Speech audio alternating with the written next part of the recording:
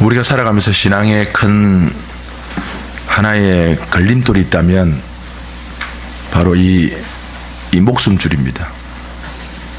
가장 중요하면서도 우리 신앙의 가장 큰 함정이 되기도 하고 무서운 장애물이 되기도 하고, 그리고 때로는 선물이 되는 아주 여러 가지 복합적인 것을 가진 것이 이 바로 저와 여러분이 생각하는 이 목숨줄입니다. 다 살고 싶죠. 저도 작년에 벌써 1년이 지났는데 9시간짜리 심장수술하고 난 뒤에 산다는 것이 무엇인지 돌아보게 되죠. 유한한 세상 맞습니다. 그런데도 여전히 우린 뭔가 생각하는 이 땅에서의 것이 있습니다. 이 오늘 본문은 굉장히 많이 알려진 본문이고, 예수님이 시험 받으실 때에 복음서에서 인용하신 본문이기도 합니다. 그래서 익히 들었던 본문이죠. 이 본문에 추구하고자 하는 거의 핵심적인 우리 가르침 중에 하나는 신앙이란 단지 먹고 마시는 것 그 이상이다 이겁니다. 여기에 이제 뭔가 담겨 있는 거죠. 우리가 신앙을 행위를 하며 살아간다라고 하는 그 의미는 단지 이 목숨줄, 이게 가볍다는 뜻이 아니라 이것 그 이상의 뭐가 있다라는 것을 성경은 우리에게 가르치고 싶은 것입니다. 근데 이제 이게 왜 힘드냐 하는 거죠. 이게 단순한 문제는 아닙니다. 저는 아이들이 앉아 있어서 너무 좋아요. 그래서 제가 오늘 딱 앞에 앉아 있는 순간, 이 단어들을 굉장히 어떻게 하든지 어떻게 해야 될 것 같은 느낌이 막 오는데 어찌 해보십시다.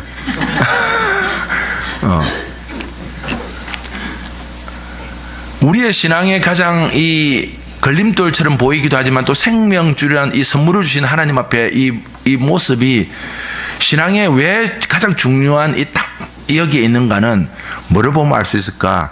우리 욥기로 잠깐 가겠습니다. 구약성경 욥기 1장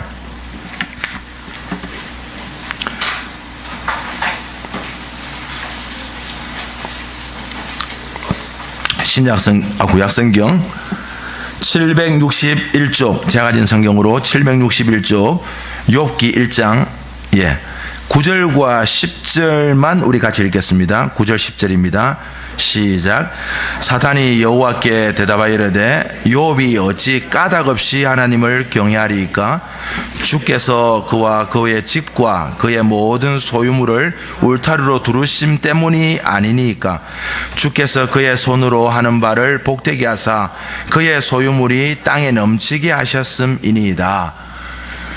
이제 이 신앙이란 먹고 마시는 것 가벼이 여긴다는 게 아니라 그 이상의 뭐가 있다는 사실을 확인할 수 있는 첫 번째 이 열쇠가 욥기 1장에 하나님과 사탄의 대화입니다.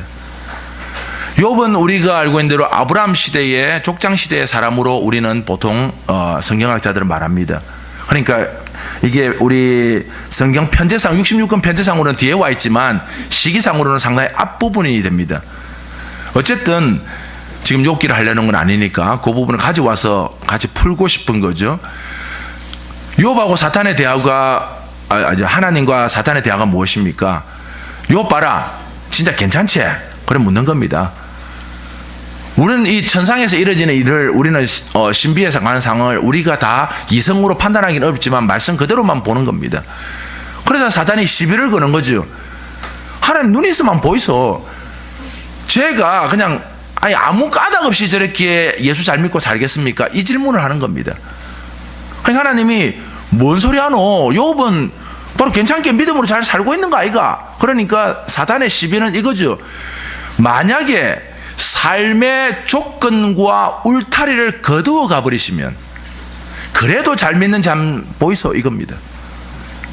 그러니까 1장은 그걸로 시작하는 겁니다. 그러니까 신앙의 가장 큰 핵심이 뭐냐면 뭘 거두어가고 뭐가 있느냐의 싸움이죠. 그러니까 지금 사탄은 항상 우리가 이 땅을 살아가면서 가장 일반적으로 생각하는, 많은 사람들이 여기는 그 조건, 그 울타리, 우리의 이 생명줄을 지키는 그 삶의 울타리가 있기 때문에, 그게 까닭이로 말하죠. 까닭 없이 저렇게 하는 거 아님이라는 거죠.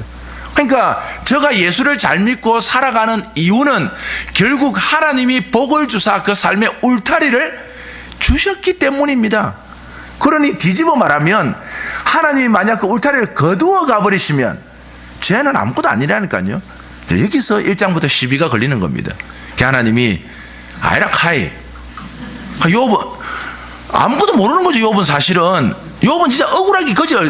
지금 하나님하고 사탄의 대화 속에서 욥은 그냥 있는 겁니다. 나중에 3장 이후로 37장 8장 이르기까지 그 어마어마한 분량의 욥의 한탄과 억울함과 호소와 심지어 하나님을 피고로 하고 자신이 원굴에서 법정에 하나님을 세워서 이게 얼마나 억울한 일인지를 하고 싶어하는 심정은 충분히 이해가 되는 겁니다. 왜냐하면 앉아서 당했기 때문에, 그냥 아무 설명 없이 당했기 때문에 하나님이 허락해 주죠. 그래 해봐라. 다만 욥 자신은 건드리지 마라. 그래 시작된 게 뭡니까? 그렇게 똑똑하고 이쁘고, 저는 사실 섬뜩한 겁니다.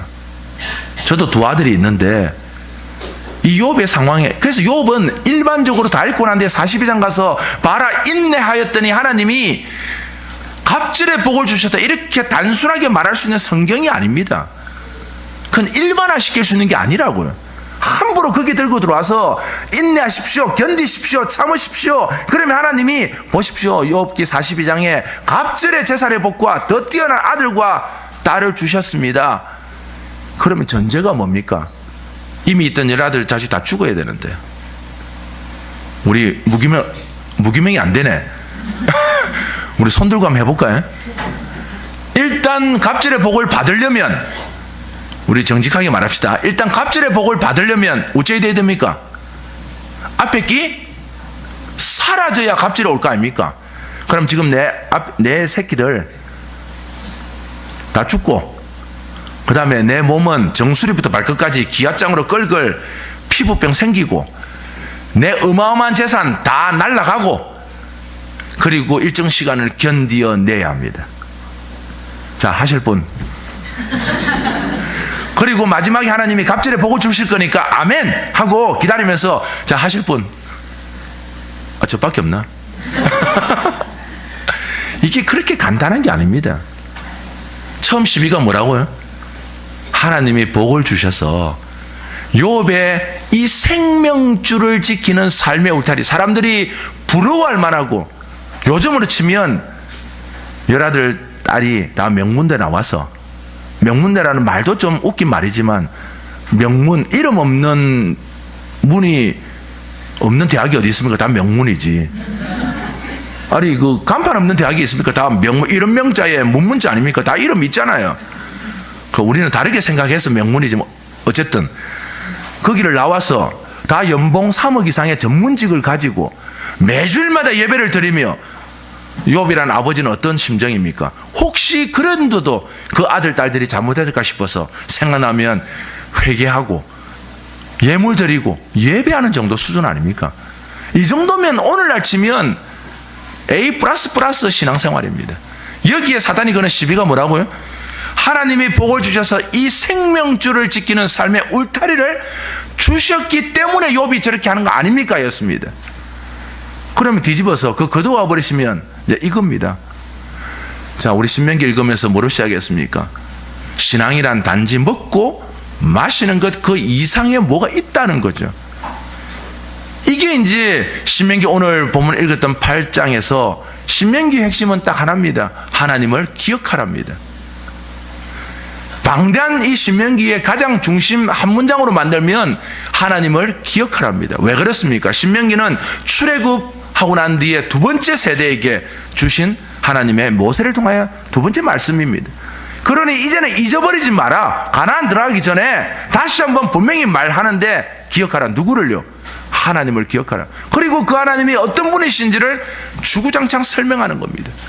그리고 그 하나님 앞에 우리가 어떤 모습으로 써야 되는지를 명쾌하게 다시 이 세대들에게 설명하는 말씀이 신명기입니다. 그러면서 다시 회상시키죠. 하나님이 이스라엘 백성들을 어떻게 하셨는지에 대해서 말입니다. 바로 이 부분이 왜 이렇게 등장하느냐 하면, 광야를 지나면서 이스라엘 백성들의 모습이 무엇입니까? 그 중심에 하나님 말고 내가 중심이 되는 모습이 가기 때문입니다. 이게 이제 신명기는 오늘 교회를 살고 있는 우리들에게도 너무나 분명하게 거울처럼 비춰주는 이유가 이것입니다. 하나님의 소위 은혜라는 것, 이 은혜라는 단어도 심각하게 생각해 보아야 되지만, 은혜는 감성적으로 내가 어떤 감동을 받았다가 아니라, 은혜란 하나님이 정확하게 누군지를 알고 그 앞에 어떤 경우에도 순종할 수 있도록 결단하는 게 은혜입니다. 그러니까 하나님 앞에서 내가 그 순종함으로 결단의 자세가 없다면 은혜란 말은 함부로 쓰면 안 됩니다. 내가 감성적으로 감동받았다는 말까지, 우리가 바이올리니스트나 또는 첼리스트 또는 성악가를 통해서 굉장히 감동받을 수 있죠. 그걸 우리는 은혜라고 말하지 않는 이유는, 은혜는 반드시 하나님 그분 앞에 서야 되는 걸 요구하고 그분이 말씀 앞에 순종하는 것을 요구하는 것이 은혜이기 때문입니다. 그러니까 감동받은 것과 은혜 받았다는 말은 전혀 다른 말이 됩니다. 다시 돌아와서 이스라엘 백성들이 처음에 출애굽하고 난 뒤에 소위 은혜 받았다고 생각한 겁니다. 홍해를 건너면서 엄청난 미리암과 더불어서 찬양 부르면서 은혜 받았다고 생각한 겁니다. 그런데 그 은혜의 핵심인 하나를 놓친 거죠. 뭘 놓쳤습니까? 순종. 은혜란 내가 경험한 어떤 사건에 대하여 감성적으로 감동받은 것 그 이상이어야 합니다. 그래서 이스라엘 백성들의 출애굽 이후의 사건은 우리에게 바로 이 사실을 보여주는 거죠. 누구나 다, 저도 마찬가지입니다. 전 신비주의자 아닙니다. 박옥선 목사님처럼 저도 여기에 목을 매려고 하는 사람 중에 한 사람입니다. 물론 유머는 좋아하긴 하지만 박옥선 목사님 저보고 모이면 아재 개그 좀 하지 말라고, 저하고 이현성 목사님하고 둘이 모이면 뚜엣이 돼가지고 미치겠다는 거예요. 그 정도로 저는 개그도 좋아하고 유머도 좋아합니다. 하지만 말씀만큼은 그렇게 가고 싶습니다. 이 말씀 앞에 우리가 선다는 것이 순종이 빼먹으면 어떤 일이 벌어집니까? 이 말씀을 자기 중심으로 읽게 되죠. 그게 바로 이스라엘 백성들이 우리에게 신명기를 통하여 보여준 것입니다. 누구나 다 감성의 어떤 사건을 통해 느낄 수 있습니다. 제 예를 들면, 제 수술하고 난 뒤에 중환자실에 들어갈 때 이렇게 눈을 뜰 수 있을까 생각했습니다. 수술실 들어갈 때 심장을 꺼내놓고 수술한대요. 이게 난 말이 되는가 생각했어요. 이 가슴을 완전히 가르고 심장을 꺼내고 멈춘대요. 심장이 멈춘 상태인죠. 그래 기계로 뭐 돌린대요. 뭐라 하니까 제가 뭐 그런 거 없다 하거나 했는데, 내 눈을 뜰 수 있을까? 중환자실에 눈을 딱 떴습니다. 그때 그 감격을 여러분 아십니까? 중환자실에 이 오만 기계를 다 달고 눈을 딱 떴을 때 그 오는, 사람이 움직이는 걸 보일 때 오는 그 감동. 그러나 그것만으로는 부족한 거죠. 우리는 여기서 멈추는 것입니다. 내가 받은 것에 대하여 마치 이스라엘 백성들이 홍해를 건너면서 미리암과 더불어 엄청나게 찬양하면서 하나님 그분이 우리를 구원하셨다라고 하는 그 자체가 나쁘다는 게 아니라 거기서 멈춘 거죠. 그래서 그 다음에 일어날 일에 대하여 하나님이 요구하시는 바에 대하여 준비가 되지 않은 것입니다. 오늘 신명기는 바로 그 말을 하고 싶은 것입니다. 너희들에 대하여 하나님이 때로는 심지어 광야 사건을 어떻게 신명기를 해석하냐면, 하나님이 이끄셨다고까지 말씀하십니다. 줄이게 하셨고 목마르게 하셨다고 말합니다. 주체가 누굽니까? 신명기 해석은 하나님이십니다. 즉 광야를 지나면서 하나님의 심정이 어떤 것인가를 우리에게 정확하게 보여주죠. 다시 말하면 이스라엘 백성들의 마음속에 추구하는 대상이 달라지기 시작한 것입니다. 이게 처음에 받았던 사건으로의 감동으로 멈추면 누구나 다 이렇게 됩니다. 아닙니까? 누구나 다 병이 났다든지 아니면 하던 사업이 다시 회복되었다든지 그것만으로 감동을 받은 경우에는 다 여기서 멈추게 되어 있습니다. 그건 더 정확하게 극단적으로 말하면 사업은 실패해서 망할 수도 있고, 제가 제 입장에서 이야기하면 수술하고 못 깨어나서 하는 나라 갈 수도 있습니다. 왜냐하면 이 땅에서 완전할 수는 누구도 없기 때문입니다. 어느 때 되면 다 마감하는 건 정해진 일입니다. 하나님이 때로는 그것을 지속시키는 이유, 줄이기도 하시고 목마르기도 하셔서 그 일을 하시게 하는 이유가 있기 때문에 잠시 연장됐을 뿐이지 근본적으로 다 똑같습니다. 이 안에 요구되는 것은 딱 하나입니다. 바로 그 감동받은 것 그 너머에 있는, 다시 말하면 이 생명줄 먹고 마시는 것 그 너머에 있는 하나님 그분이 누구이신지를 알고 그 앞에 순종하는 것까지를 하나님이 요구하시는 것입니다. 이것이 안 되면 이스라엘 백성들이 추구했던 모습 속에 이 신명기 전체를 통하여 이 본문으로 요약되는, 이 집약되는 본문 속에 나타난 이스라엘 백성들의 상태를 들여다볼 수 있습니다. 그건 바로 절대적인 것에서 상대적으로 변하게 되어 있습니다. 절대란 변하지 않는 것이어야 됩니다. 변하지 않는 것이 무엇이 있습니까? 없습니다. 유일한 한 분 빼고는, 어제나 오늘이나 내일이나 변하지 않는 한 분 빼고는 다 상대적으로. 결국 이스라엘 백성들이 요구한 것은 무엇입니까? 절대로 시작해서 상대로 넘어간 것입니다.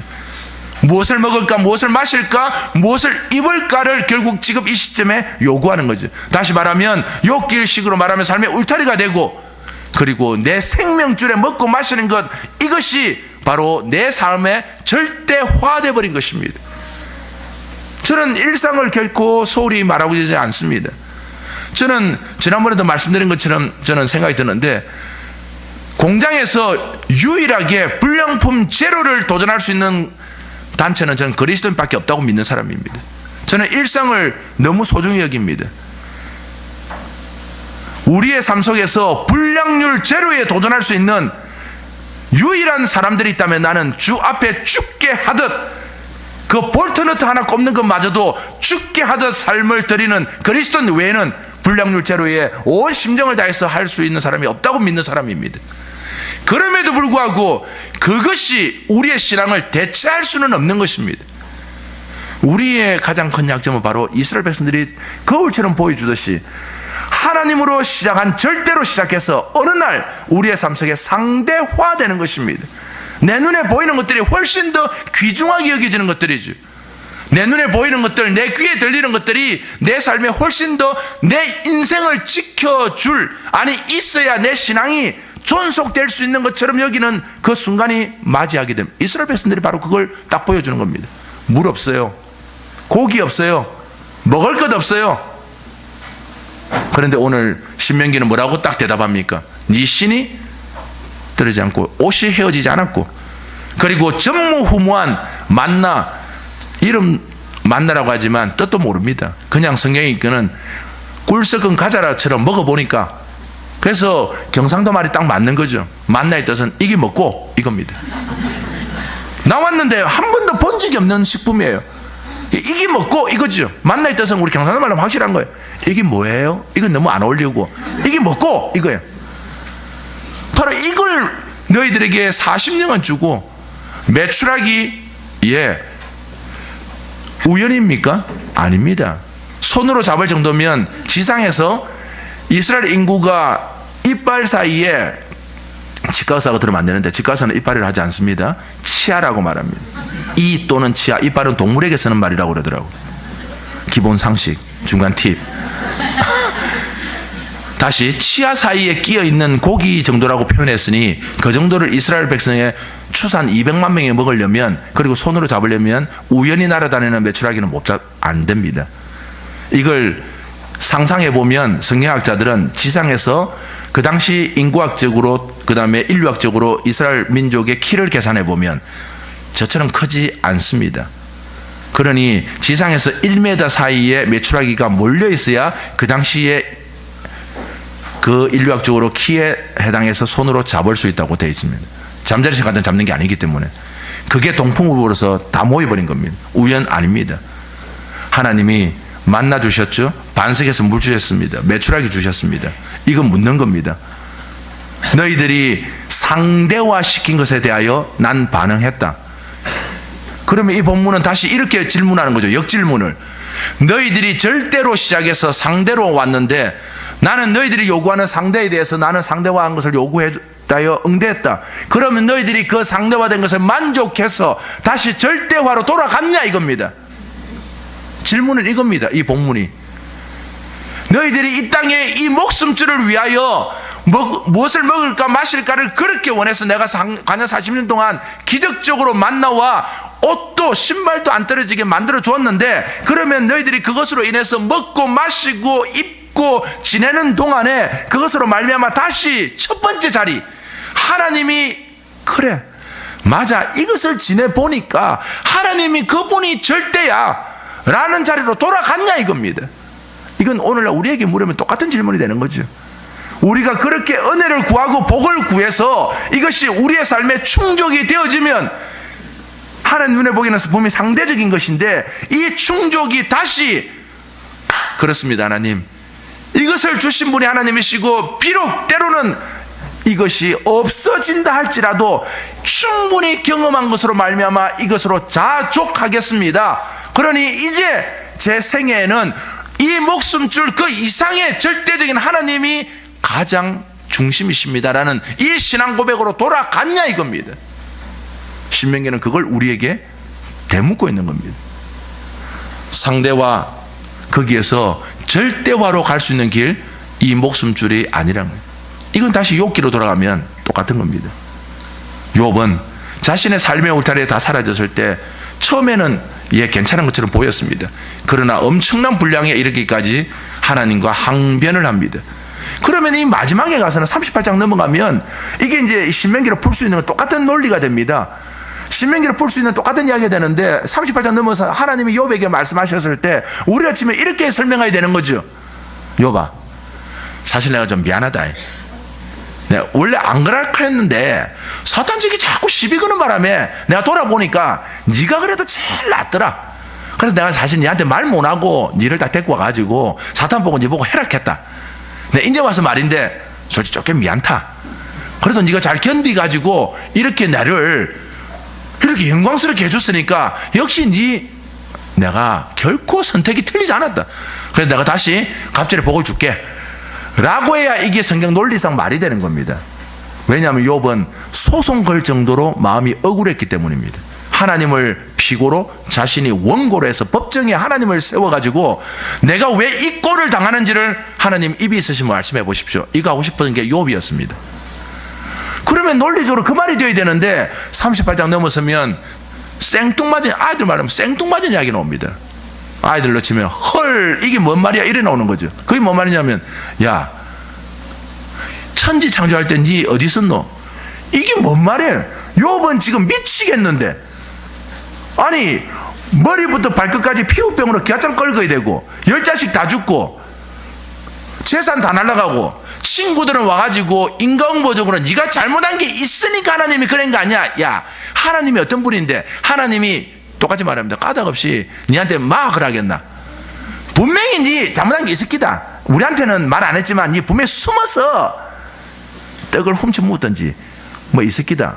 이게 욥의 세 친구의 이야기입니다. 인과응보적인 신앙. 욥은 아니 내가 죄인인 것은 맞지만 이 일에 대해서 그런 일이 없다. 계속 항변하는 거죠. 그러면 풀어줘야죠 하나님은. 그런데 하나님은 이걸 안 풀고 창조의 이야기로 풀어냅니다. 그리고 마지막 결론이 뭔지 아십니까? 욥기 42장 욥의 이야기를 한번 보십시오. 하나님이 욥을 어느 자리까지 끌고 가시는지를 보셔야 됩니다. 42장 마지막에 있는 5절 6절 시작. 내가 귀로 듣기만 하였사오나 이제는 눈으로 주를 배옵나이다. 그러므로 내가 스스로 거두어 드리고 티끌과 제 가운데서 회개하나이다. 욥의 고백이 무엇입니까?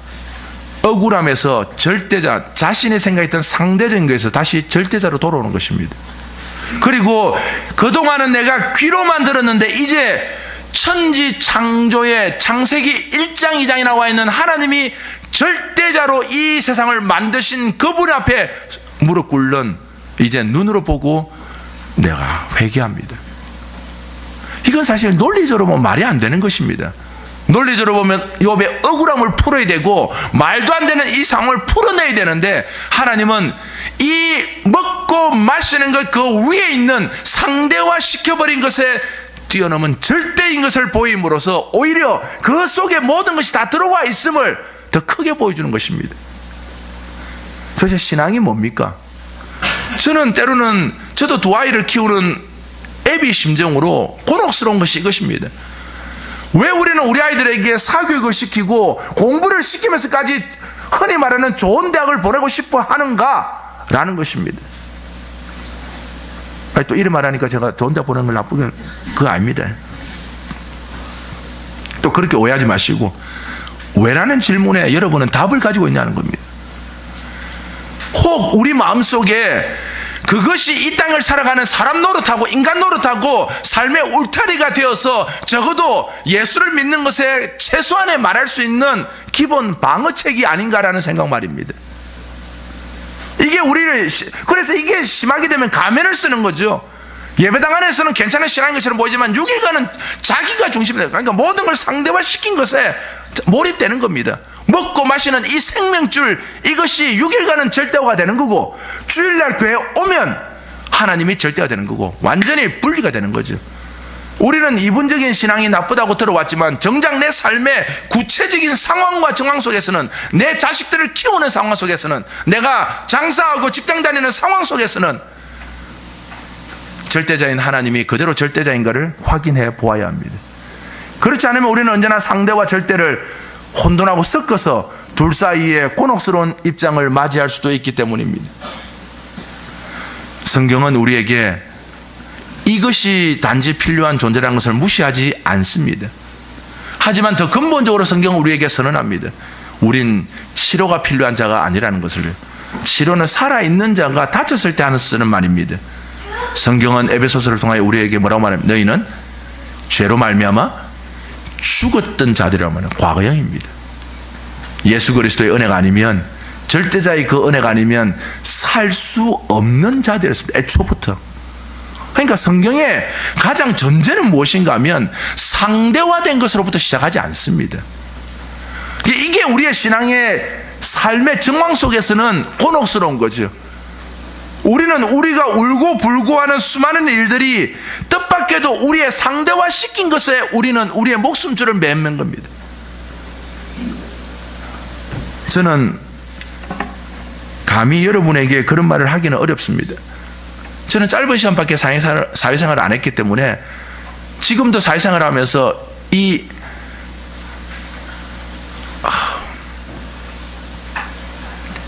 뭐 같은 세상에서 살아내고 견뎌낸다는 게 얼마나 곤혹스러운지를, 부모가 부모 노릇하면서 내 자식 새끼들을 껴안고 이 뭐 같은 세상에서 견뎌낸다는 것이 얼마나 곤혹스럽고 힘든지를 조금은 눈으로 봅니다.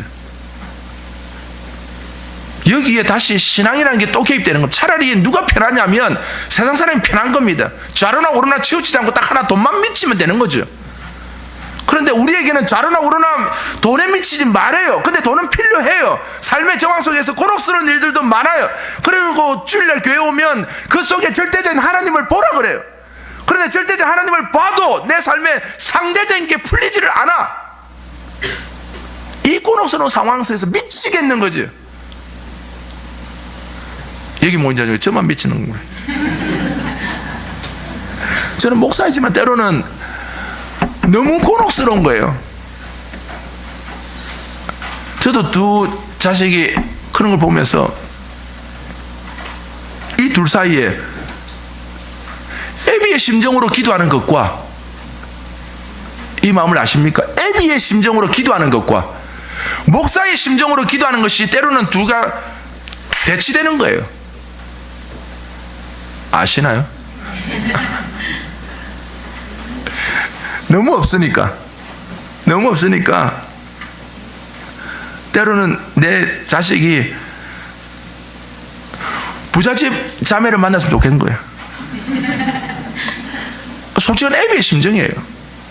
아니 그냥 구할 수는 없잖아요. 그렇게 못 구하니까 길거리 가다가 만났는데 알고 보니까 서울 청담동에 빌딩이 3개 있는 거예요. 내가 구한 건 아니에요. 그냥 가다 만난 거예요. 근데 그걸 보고 우리는 뭐라고 그러냐면, 아, 하나님이 살 길을 주시는구나. 우리는 이게 신앙으로 갖다 붙이는 거죠. 이거 이해되세요? 우리는 이런 식의 이 곤혹스러움, 상대적인 것에 때로는 합리화시키는 절대성을 갖다 붙이며 사는 거예요. 내 속에 숨어있는 이 욕망들, 이것을 어떻게 주 안에서 절대적인 것으로 해결하는 것이 아니라 여전히 상대적인 것을 구하면서 그 상대적인 것에 절대적인 것을 옷을 입혀버리는 거죠.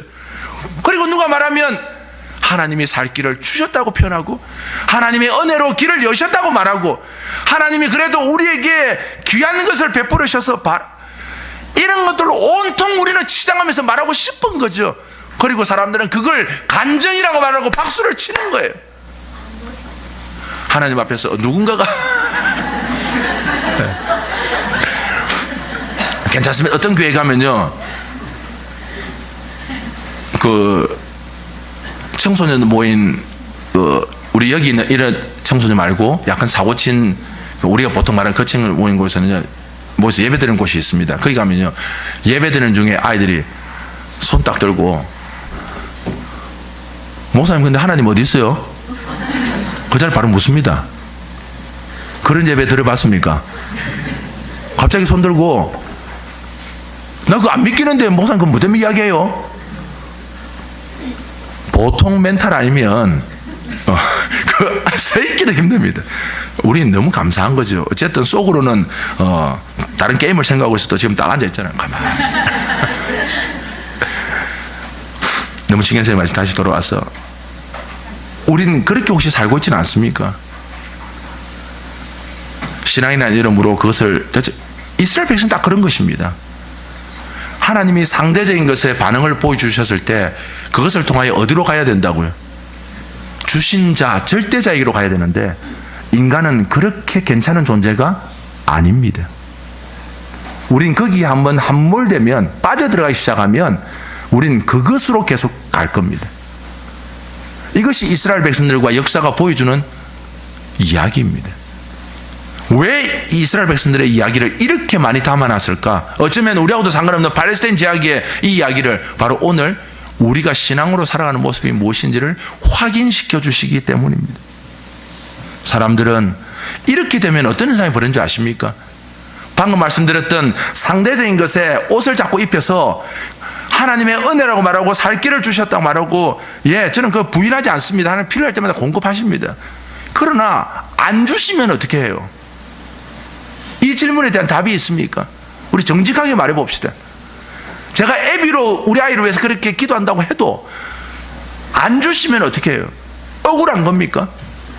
그러니까 살아났다는 것이 무엇인지를 생각하면 억울함도 어떤 것인지가 이게 해결이 돼야 되는데, 살아났다는 것에 대한 정확한 의미가 없으니까 치료받아야 되는 거예요. 그러니까 치료받으면 우리나라 속담 그대로 되는 거예요. 물에서 건져놨더만 뭘 달란다고요? 보따리 내라는 거 똑같다니까요.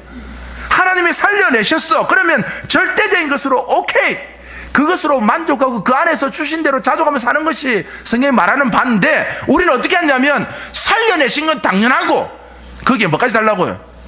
보따리까지 달라는 거예요. 이게 아닙니까? 자, 이스라엘 백성들이 딱 그거예요. 그리고는 우리는 그렇게 말하죠. 찬양했습니다, 기도했습니다, 예배드렸습니다. 그러니 당연히 그 정도는 해주셔야 되죠. 제가 이렇게 말하면 이 중에서는 다 우리가 언제 그렇게 삽니까? 라고 말할지도 모릅니다. 하지만 거풀을 벗겨서 그 속 사람을 안에서 들여다보면 우리의 얼마나 비참함과 우리의 이 초라함이 드러나는지 아십니까? 이스라엘 백성들을 통해서 우리에게 그 민낯을 보여주게 만드는 겁니다. 하나님은 우리에게 이 신앙으로 산다는 것에 얼마나 이것이 가면스러운가의 민낯을 드러나게 만들므로써 우리의 눈을 욥이 말한 것처럼 보는 정도가 아니라 듣고 보고 함께해서 절대자에게로 돌아가게 만드는 거죠. 이스라엘 백성들의 이 상태가 되면 또 하나 나타나는 특징은 죄에 대한 의식이 사라집니다. 상대적인 것을 추구하는 속에서는 죄에 대한 감각은 살아나기 어렵습니다. 죄는 반드시 절대적 기준 안에서 나타나는 것이지, 무엇을 먹을까, 무엇을 마실까, 무엇을 입을까의 상대적인 것 속에서는 죄가 죄로 드러나지 않습니다. 그래서 우리는 현대인들이 말하는 이런 표현을 쓰는 거죠. 수치스럽다라고 말하지 죄다라고 말하지 않는 것입니다. 아이들 말하면 쪽팔린다고 말하지 그것이 하나님 앞에 죽을 죄라고 말하지 않는 거죠. 왜요? 절대 앞에 서질 않았기 때문에. 절대 기준 앞에 서야 죄가 정확하게 이것이 죽을 것이고 회복되어 살아날 것인 것을 알 수 있는데, 그게 아니라 약간 미안하고 약간 초라하고 약간 부끄러운 거예요. 이 때문에 교회에서 사라지는 건 뭐합니까? 치리가 사라지는 거 아닙니까? 현대교회의 치리가 왜 사라지죠? 약간 미안하고 약간 부끄럽고 약간 쪽팔리는 것 때문에, 그 정도는 서로 사랑과 은혜로 덮어주자라는 것 때문에 치리는 사라집니다. 절대 기준 앞에 서는 법을 점점 잃어버리는 순간, 그 앞에서 죄가 죄로 드러나서 이스라엘 백성들이 지금 치료가 필요한 것이 아니라 하나님의 살리심이 필요한 것처럼 이것을 잊어버리는 순간, 우리도 이 땅을 살아가면서 우리의 삶의 현장에서는 신앙으로 덧칠을 해버리고 죄에 대하여서는 조금 부끄럽고 쪽팔린다고 생각하는 이 간악스러운 모습으로 살게 되는 것이 우리의 실존적 모습이란 말입니다. 어떤 분들은 이런 설교나 내용을 하면 6일간 지독실에 살았는데 주일날까지 와서 이런 이야기를 들어야 되나? 주일날은 그래도 좀 편한 이야기, 이렇게 좀 유머스러운 이야기가 낫지 않을까? 예, 그것도 저는 일리 있다고 봅니다. 하지만 선이 무너지면 우린 세울 수가 없는, 저에게 죄인이 뭐냐고 물으면요, 저는 딱 이렇게 정답합니다. 스스로 선한 것을 만들어낼 수 없는 존재. 죄인이 누구입니까? 스스로는요, 인간 스스로는 죽었다 깨나도 선한 것을 만들어낼 수 없습니다. 위로부터 부어지지 않으면. 그러니 선이 분명하지 않으면 우리는 조금 쪽팔린다 생각하고 조금 미안하다 생각하고 조금 부끄럽다 생각할 뿐이지, 그게 하나님 앞에 얼마나 절대자 앞에 선 기준에서 벗어났는지를 확인할 길이 없기 때문에 이스라엘 백성들이 그러는 거예요. 이제 죄가 아니라 수치고 죄가 아니라 조금 미안하고 쪽팔려서 하나님의 막, 이게 이스라엘 백성 전체에 나타납니다. 그래서 말라기까지 전부 어떤 마음이 됩니까? 우리가 언제 하나님 앞에 예배 안 드렸어요? 이래 나옵니다. 그게 딱 그 마음으로 사는 거예요. 아니, 우리가 언제 예배 안 드렸어요? 우리 다 예물 드렸어요. 우리 11조 다 냈고 우리 절기 다 지켰고. 말라기에서 하나님이 바로 한 방에 날려버리시죠. 제사장들이 하신 말씀이지만 정확하게 우리에게 말씀하시는 겁니다. 너희들이 언제 진짜 예배 드렸냐 이겁니다. 저와 여러분은 이 이스라엘 백성들의 모습을 통해서 떡을 구하는 자의 모습으로 혹시 말씀을 포장해서 살아가고 있지는 않습니까? 저는 떡을 구하는 것이 당연하다고 믿는 사람입니다. 하지만 이렇게 말씀드리는 이유는 하나의 질문이 더 있어야 되기 때문입니다. 하나님, 저는 떡을 구하는 자 맞습니다. 유한한 이 땅에서 이 목숨줄을 위하여 무엇을 먹을까, 무엇을 마실까, 무엇을 입을까에 염려하며 사는 유한한 자 맞습니다. 인정합니다. 그래서 이거 구합니다. 일용할 양식을 위해서 기도하러 가셨으니 정직하게 전 기도합니다. 하지만 때로는 하나님의 선하신 계획 가운데 때로는 없을지라도 그때 제가 어떻게 해야 합니까? 이 질문에 대하여 답을 가지셔야 합니다. 우리는 이 뒷질문에 대한 답을 묻지도 않고 답을 구하지도 않습니다. 앞에 끝만 구하는 거죠. 죄는 우리를 그대로 두지 않습니다. 항상 이스라엘 백성들처럼 반석에서 물이 나와야 하고 메추라기가 있어야 되고 수박도 있어야 되고 고기도 있어야 되고, 욥기에 나타난 바로 삶의 울타리, 그것 말입니다. 예수님은 우리에게 매일의 일상을 통하여 떡을 결코 소홀히 하지 않으셨습니다. 굶주린 자에게 떡을 주셨고 아픈 자를 치료하셨습니다. 하지만 궁극적으로 어디를 가는지는 잊지 않으셨습니다. 모든 자가 다 치료받은 것은 아니며 모든 자가 다 굶주림에 해결된 것도 아닙니다. 그럼에도 불구하고 예수님은 우리에게 이 일상 속에서 하나님 베푸시는 그 사랑이 무엇인지를 정확하게 보여주셨고, 그 사랑은 오늘 내 이 목에 들어가는 이것만으로 구성되는 것이 아님을 확인시켜 주신 것입니다. 신앙은 우리의 이 먹고 마심의 그 이상에 있다는 사실을 말입니다. 아십니까? 믿음으로 건강히 사는 성도는 기적에 의존해서 살지 않습니다. 우린 기적을 어떤 방향으로 구합니까? 그 거의다가 이 먹고 마시는 이 생명줄에 관련된 것으로 기적을 구합니다. 저와 여러분들에게 제가 정확하게 말씀드린다면, 혹시 이 중에도 동의 안 하실 분이 있을지도 모르겠습니다만, 예수 믿는 것이야말로 가장 미친 짓이고 가장 기적입니다. 눈에 보이지 않는 예수를 구세주로 믿는 것이 정상입니까? 이 아침에 모인 저와 여러분들은 이미 미친 사람들입니다. 아닌가요? 가시적으로 보이지도 않고 실체화되지도 않은, 그러나 우리는 이 말씀을 붙잡고 예수 그리스도 그분이 우리의 주인이심을 고백하는 이 자리에 모인 우리 자체는 처음부터 정상이 아닙니다. 그런 관점에서는 이것이야말로 가장 큰 기적이죠. 우리의 기적을 때로는 필요해서 채워주시는 이것일 수도 있습니다. 하지만 이것에 의존해서 살지는 않는 것이 성도입니다. 이스라엘 백성들은 철저하게 날마다 40년간 만나를 보면서 이걸 기적에 의존해서 사는 것이 당연하다고 여겼고, 그것이 마치는 순간 더한 것을 요구했습니다. 하나님 그분의 절대자로 돌아간 것이 아니란 말입니다. 저는 다시 한번 여러분들에게, 특히 우리 젊은이들에게 다니엘과 요셉을 잊지 말라고 말씀드립니다. 창세기 나오는 요셉과 다니엘서에 나오는 다니엘을 잊지 마십시오. 그들이 선지자고 총리이기 때문에 잊지 말라는 것이 아니라, 그들의 일상 속에서 결단코 이 목숨줄에 의존한 기적적인 삶에 의존하지 않았다는 삶을 잊지 말라는 것입니다.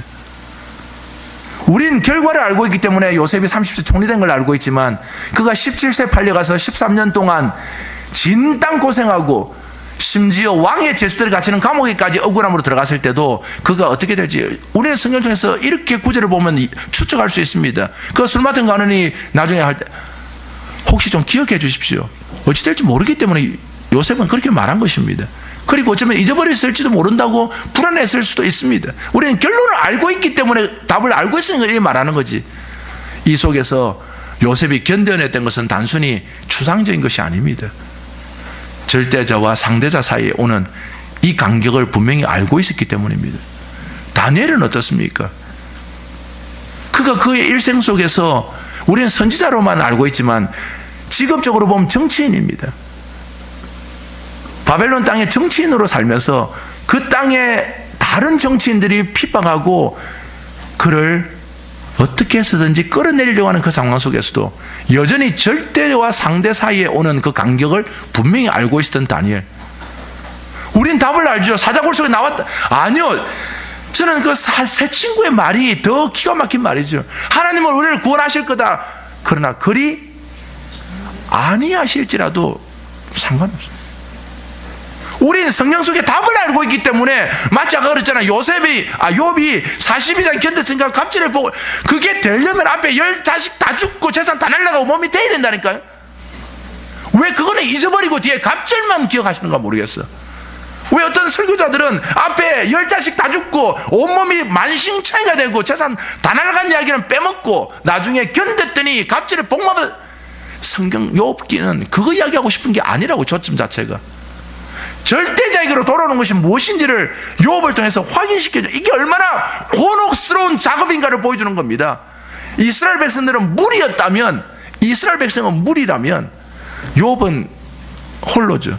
그러나 공통점은 뭔가 하면 그 상대적인 것 속에서 절대자에게로 돌아오는 길이 얼마나 곤혹스럽고 힘든가를 공통적으로 보여주는 겁니다. 그게 가정이 될 수도 있고, 남편은 가자고 하는데 아내가 반대할 수도 있고, 아내는 가자고 하는데 남편이 반대할 수도 있고, 부모는 가자는데 자식들이 반대할 수도 있고, 자식들이 오히려 신앙으로 가자는데 부모들이 야 세상 그래 사는 거 아니다. 내 살아보니까 우리 어른들 할 말 있잖아. 모난 놈이 정 맞는다고.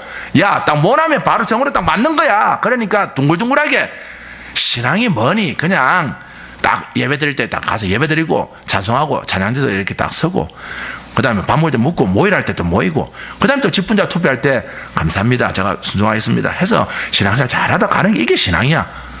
그건 이 별나게 자꾸 뭐 언약 뭐부터 시작해가지고 뭐 믿음, 니 그러다 못한 놈이 정 맞는다. 그래 살면 안 돼. 근데 그런 식으로 회사 생활 해봐라. 어느 사장님 좋아하노?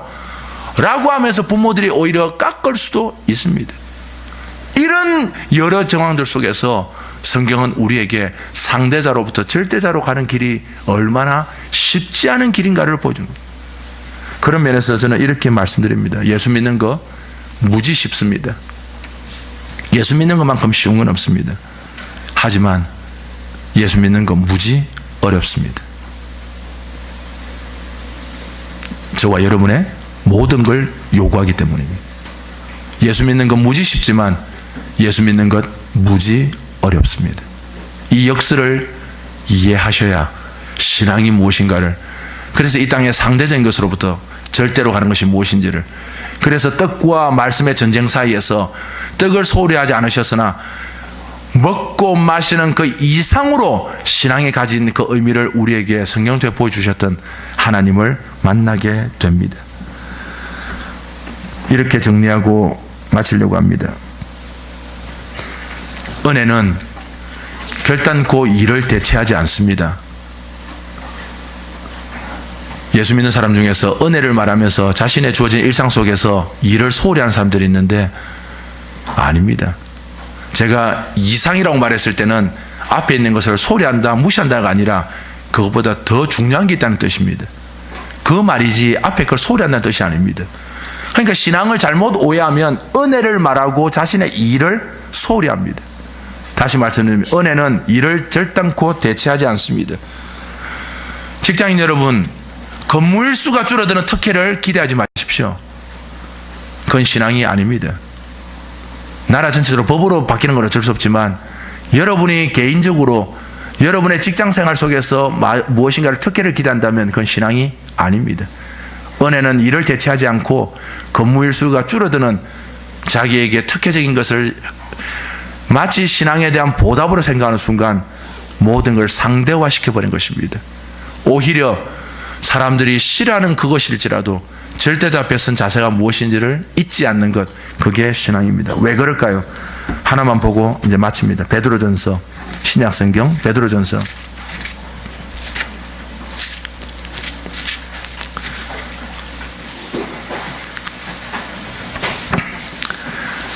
신약성경 베드로전서, 제가 가진 성경으로 378쪽입니다.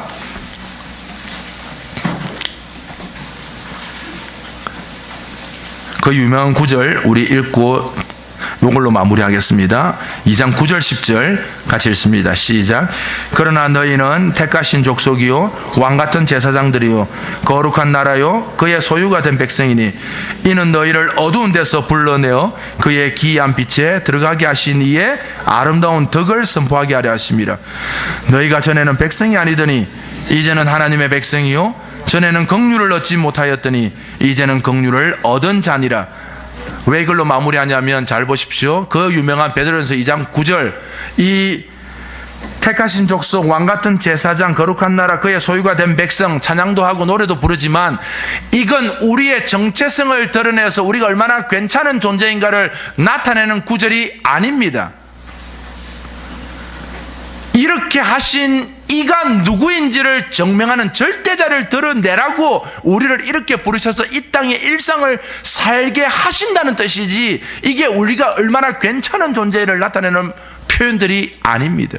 바로 9절 뒷부분에 있는 기이한 빛에 들어가게 하신 이, 바로 그분의 아름다운 덕을 말하게 하는 거라고요. 이걸 위해서 우리를 부르셨다고요. 그러니까 우리가 주인공이 아니고, 우리가 부르신 게 아니라 우리를 부르시니 그 절대자가 누구인지를 선전하고 아름다운 덕을 선포하는 것, 그걸 위해서 우리를 부르셨다고. 그런데 이걸 하는데 평탄한 게 아니라 때로는 곤혹스럽고 미치도록 아프단 말입니다. 이스라엘 백성들이 광야 40년을 지나는 것처럼 말입니다. 그리고 다니엘과 요셉이 그 고통을 겪으면서 지냈던 것처럼 말입니다. 그리고 베드로에게도 똑같이 그 소아시아에 흩어진 성도들에게 베드로가 미치지 않고서야 요구를 할 수 없는 거죠. 사환들아, 우리 번역으로 된 이 사환들아, 이건 우리가 번역을 이래서 그렇지 1세기 때로 가면 종들아, 노예들아 이겁니다. 생사박탈권이 주인에게 있던 그 노예들아, 너희들에게 까다롭게 하는 주인에게도, 이때 우리 번역은 까다롭게 되어 있지만 이때 주인이 성질 들어보면 죽여버릴 수도 있다고요. 마음에 안 들면 죽여버릴 수도 있는 상황 속에서 우리 번역은 까다롭게라고 아주 고상하게 번역해놨죠. 까다로운 주인에게도 순종하라. 이게 베드로가 미치지 않고서 이렇게 말할 수 있겠어요?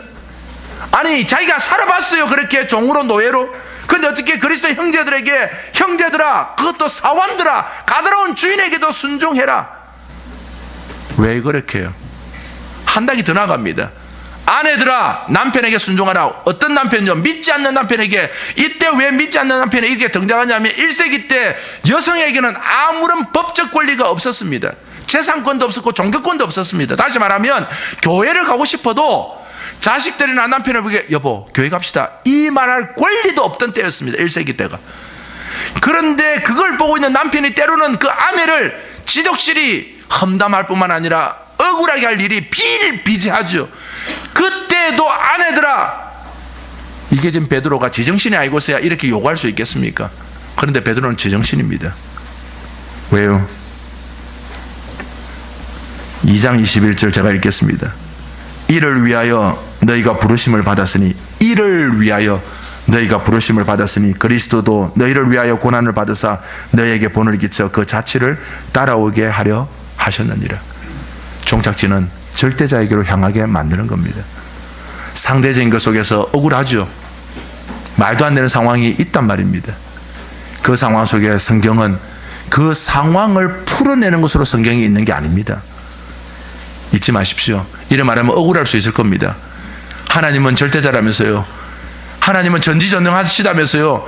그러면 내 삶에 이 억울함을 풀어내는 것이 마땅한 거 아닙니까? 우리는 그렇게 말하지만 성경은 원래부터 우리가 만나고 맞닥뜨린 억울함을 풀기 위해서 존재하는 것이 아니라 기이한 빛에 들어가지 못해서 죽었던 우리를 건져내시는 이야기를 하고 있는 겁니다.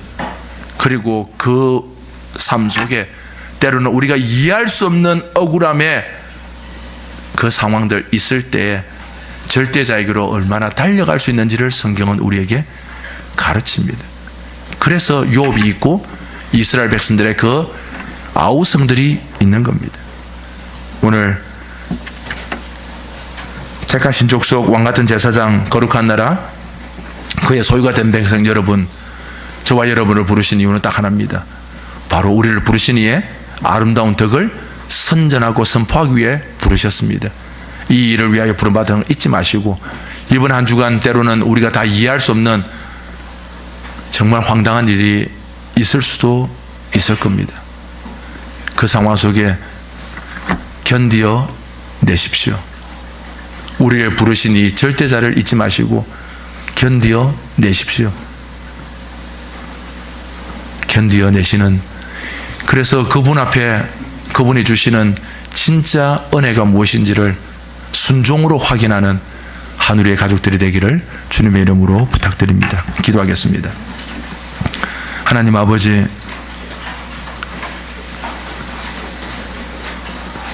이스라엘 백성들은 끊임없이 요구했습니다. 수박하고 거칠은 광야길에서 떡도 있어야 되고 마실 물도 있어야 되고 옷도 있어야 되고 신발도 있어야 되고 밤에 추위를 막는 불도 있어야 되고 낮에 뜨거운 햇빛을 막는 그늘도 있어야 되고, 맞습니다. 삶을 살아가는데 그런 울타리들이 왜 필요하지 않겠습니까? 그래도 가난한 것보다는 조금 부유한 것이 낫고 못 배운 것보다는 그래도 좀 배운 것이 나아 보이는 이 땅에서 우린 끊임없이 하나님 앞에 그것이 있으면 좋겠다고 기도하고 요구합니다. 하나님, 저희들의 연약함을 긍휼히 여기시고 우리의 기도 속에서 우리의 방향성을 잃지 않도록 주님 우리를 불쌍히 여기시기를 원합니다.